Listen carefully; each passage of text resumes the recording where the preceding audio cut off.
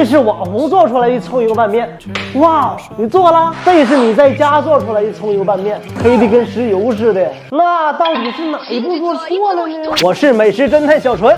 今天带你们揭秘网红葱油拌面的真相。炸葱油极其容易炸糊，但是这些美食教程里啊，油温、时间、剂量这些最重要的因素却根本都没有提。葱油一定要记住了，中小火先放葱白的，再放葱叶。熬油的时间呢，千万不能超过这个5分钟啊！一碗这么大的面，油千万不能超过这个30毫升，这样面才不会腻。再告诉你一个去腻的要诀，在料里啊加点醋，能最大程度的去腻。煮面的时候啊，一定要过一遍凉水，这样的面呢才不会坨。记住这几个知识点，你要是还能炸糊，看你就洗洗睡吧。关注我，小陈教你不做冤枉菜。